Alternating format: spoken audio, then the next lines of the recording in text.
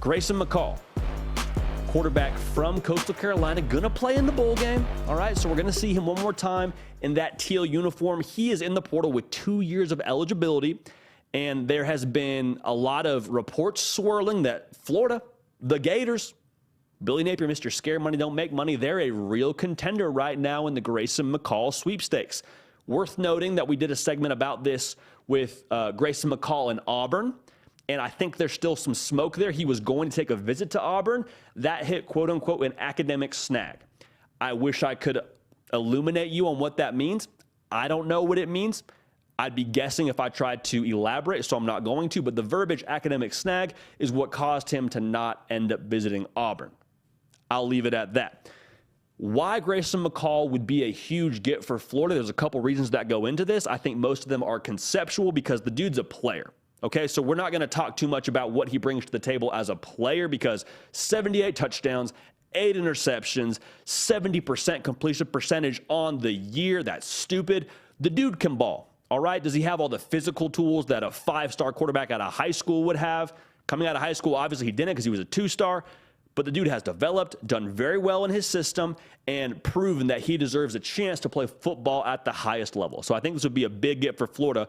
But going back to what I said about the conceptual piece to it, I think this would just be important for Florida as an offense because what they have on the offensive side, roster-wise, is pieces. And I say pieces, and I look right back to that backfield. Montrell Johnson and Trevor Etienne are absolute dogs. 2 of the best young backs in the country, averaging right around 5.5, 6 yards a carry. They can ball. And so when you have 2 backs like that that can run in all caps, you better have something to offset your run game. You better have a quarterback that can make a play off a play action or can, work the quick game and keep a defense honest. Because if you don't, and you're a one-trick pony as an offense, and all you can do is hand it to Etienne, hand it to Montrell Johnson, student body left, student body right, that's cool. I bet you still make a bowl game. Like, that's fine, but you're not going to reach your potential as a program. Because guess what teams are going to do? Stack the box. When I know you're just giving it to number 2 and number 7, I'm not respecting the pass game because you have nothing else to do off of it. So Grayson McCall being able to be a plug and play into that system presents that threat. You don't need him to be Superman. You don't need him to win the Heisman Trophy for you, but just to be able to keep a defense honest and allow you to cash in on what your offense already does well in that backfield, I think could play really well for Florida. Okay, so Grayson McCall, like I said, a baller, but for what he presents game plan wise and what it would allow you to accentuate in your skills as an offense and as a program, that would be huge. If you haven't yet subscribed to the On3 YouTube channel, no time like the present. We'd love to have you at the party. Transfer portal season, turning up the heat. Want to make sure you're locked in. Hit the bell if you want to. Hit the bell. We encourage you to. We go live on Tuesday and Thursday, 1 Central, 2 Eastern. So come join us, have a good time. We'll hit the live chat in a little bit. It'll be a real good deal. The momentum I think this could present for Florida is something that I don't know we're paying enough attention to in Grayson McCall's recruitment and just Florida as a whole and trying to get the right quarterback. Think about it this way. Let's say you land Grayson McCall. Well, one that attracts talent because you view Florida in a totally different light if you're a skill player. If I'm a receiver, and no disrespect to who they have on the roster right now, I'm probably not super optimistic or excited about playing on that offense because I don't know how much I'm going to see the football. Now, you had a guy like Grayson McCall, who's one of the better quarterbacks in the transfer portal. I'm thinking, okay, they might open it up a little bit. I might be able to fit a little bit more in how they're going to throw the football and things of that nature. So you attract more talent.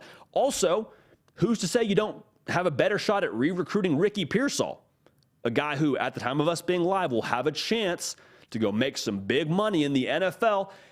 And if I'm Ricky Pearsall, I don't want to stick around for this ground and pound offense. I don't want to stick around if I don't feel 100% confident that you have a cat in that quarterback room that can throw me the rock consistently and help me get more money in the NFL.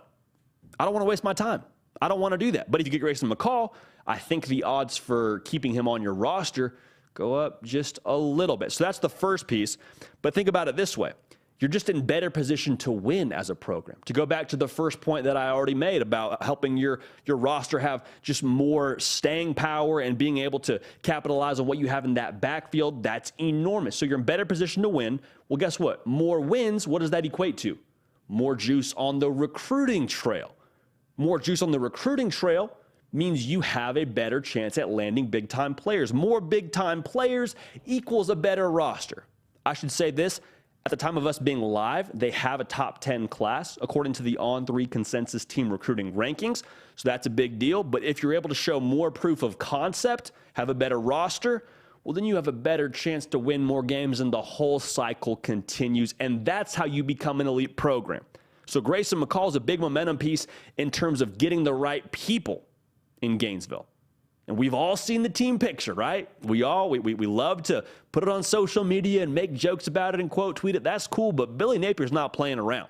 He's bringing the right talent to Florida one way or another by nature of all those blue polos you saw in the team photo. But Grayson McCall, I think, would be a catalyst in making that happen and help proof of concept. So here's the other thing, and I want to close with this in terms of this segment. It buys more time for your talented quarterback room. Jaden Rashada is going to put pen to paper on National Signing Day. Probably by the time you see this, he's put pen to paper. And he has some high expectations coming to Gainesville. I mean, he's rated as highly as he is across the country for a reason. A lot of tools, a lot of ability. But to ask him to step in and play day one, if Jack Miller doesn't end up being your guy, there is such a thing as playing too early. And if he's the best guy on day one, Jaden Rashada is, then so be it. Here's the keys to the car, brother. Go nuts. Cool. Like that's the way that you go if that's what it is. I feel a little bit more optimistic if I allow him to sit behind an experienced quarterback, learn the system, get used to college life, and be able to progress a little bit, both physically and in the playbook, just getting used to things. I think that would bode well for his career. Same thing with DJ Lagway. He's going to be on campus here in no time at all. He's a 2024 quarterback. He's big time. Also the future of the program along with Jaden Rashada. I'm sure they'll have a quarterback battle when the time comes. Such a thing as playing too early. So you get Grayson McCall in there for at least 1, maybe 2 years. You allow that gap.